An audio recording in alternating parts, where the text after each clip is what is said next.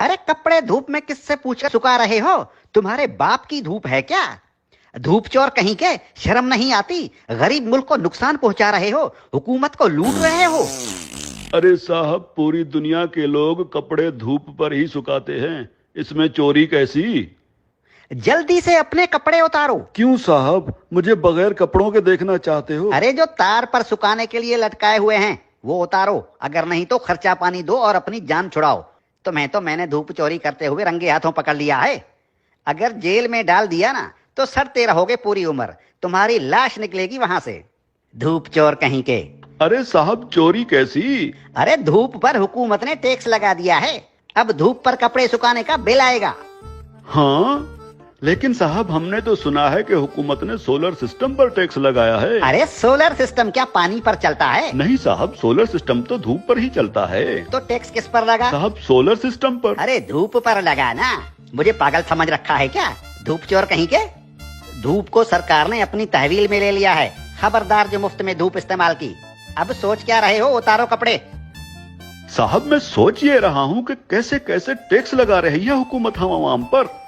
Radio हमारे बाप दादा सुनते थे और उसका टैक्स अब हम अदा कर रहे हैं। पीटीवी हम देखते नहीं, उसका टैक्स भी देना पड़ता है। बिजली का मीटर अपने पैसों से खरीदा और लगाया अपने घर की दीवार पर, लेकिन उसका किराया टैक्स की सूरत में देना पड़ता है।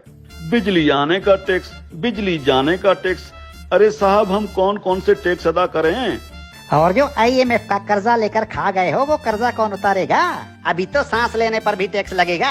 मुफ्त में ऑक्सीजन गैस इस्तेमाल कर रहे हो, अपने बाप का माल समझ रखा है क्या? तुम लोगों पर तो ऑक्सीजन गैस की चोरी का केस भी बन सकता है, सीधे जेल के अंदर जाओगे। अरे साहब, ये क्या बात हुई? जुबान लड़ाते हो कानून से। अरे कानून साहब, लेकिन कल को अगर हुकूमत कहेगी कि आसमान पर बादल आ गए हैं उसका टैक्स दो, बारिश हो रही है उसका टैक्स दो, तो हम अब क्या बादलों और बारिशों का टैक्स भी तो देंगे? बादल और बारिश तुम्हारे बाप के हैं क्या? अगर बादल इस मुल्क के ऊपर आए तो वो भी इस हुकूमत की मिल्कियत हुई ना, आवाम को उसका टैक्स देना पड़ेगा। और अगर बारिश हुई तो बारिश का टैक्स भी देना पड़ेगा। बादलों और बारिशों के बाप का मुल्क है क्या ये? हाँ? ये जो गलियों में धूल उड़ रही होती है ना, जो तुम्हारे मुंह में चली जाती है, इसका टैक्स भी देना होगा। मिट्टी मुफ्त की नहीं है, 76 सालों से मुफ्त खाए जा रहे हो।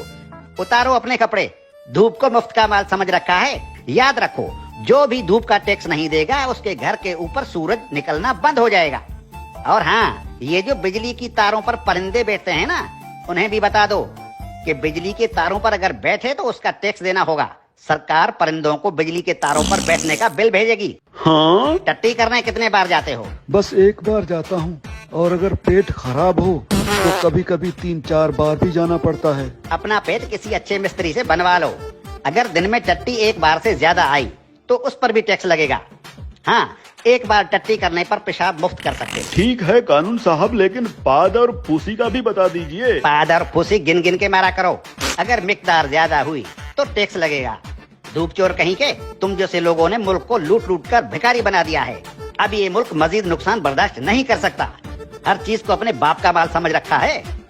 अब कानून हरकत में आ गया है, अब ऐसा नहीं चलेगा। हाँ? देखो, मुर्दा लोगों के डेथ सर्टिफिकेट बिल्कुल मुफ्त बनवा सकते हो। और क्या करे हुकूमत इस आवाम के लिए? देखो हुकूमत को कितनी फिक्र है इस आवाम की।